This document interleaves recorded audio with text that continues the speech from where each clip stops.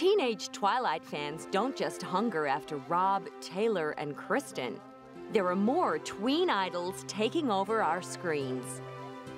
Before the age of 10, Dakota Fanning was starring alongside Sean Penn in I Am Sam and playing a young Melanie Griffith in Sweet Home Alabama.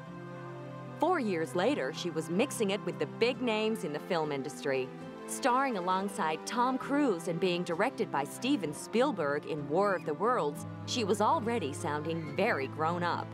Well, I learned so much from Tom and Steven, and, just getting to watch them work every day was just the best advice anybody could ever give me. The appreciation was mutual, with Steven Spielberg praising 11-year-old Dakota for her quickness to understand a situation in a sequence and work out how she would react in a real-life situation.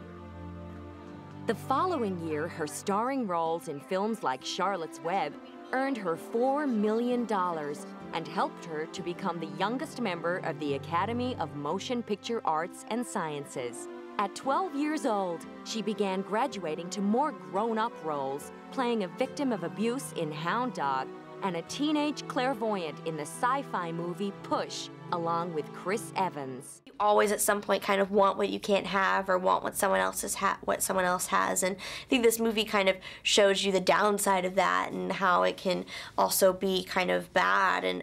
More recently, Dakota joined legions of stars, lending their voices to animated characters for the horror fantasy film Coraline, and learned a great lesson about appreciating what you've got.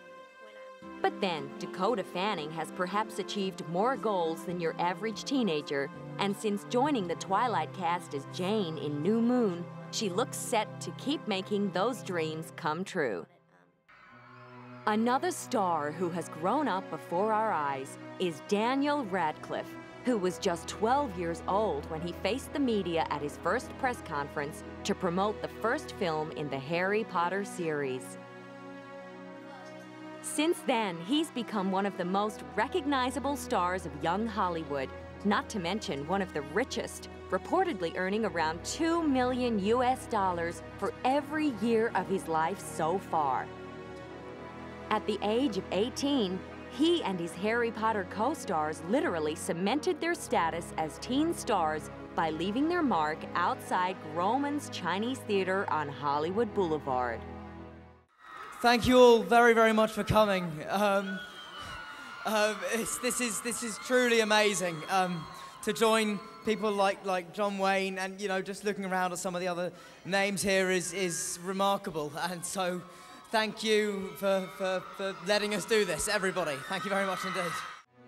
In just a few short years, Daniel has transformed from a prim and proper English schoolboy into one of Hollywood's hottest young heartthrobs, fending off advances from amorous female fans. With the final 2 installments of Harry Potter still to come, Daniel will be 22 when the second part of The Deathly Hallows is released. Texan teen star Demi Lovato got her break on the Disney Channel movie Camp Rock at the age of 16. The film about a shy young singer who attends a music camp in the hope of turning professional turned Demi into an overnight sensation. It brought me amazing things, and I have no one else to thank other than my fans.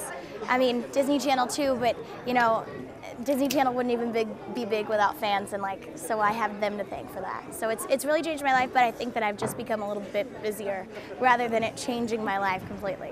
Not only did the film introduce her to Joe Jonas, who co-starred in the movie and has since become her boyfriend, it also kick-started Demi's own musical career. After scoring a Billboard #2 hit with her debut album, Don't Forget, she set off on tour to promote her upcoming second album, Here We Go Again. Rather than putting on a flashy show, she wanted to keep things simple and concentrate on the music. I might have a costume change, but that's as glamorous as it'll get now. It'll be really exciting, and we'll add some really cool things, but to me it's just really about the music, and that's what I want to focus on. The plan clearly worked. When Here We Go Again hit the shelves and internet in July 2009, it went straight to #1.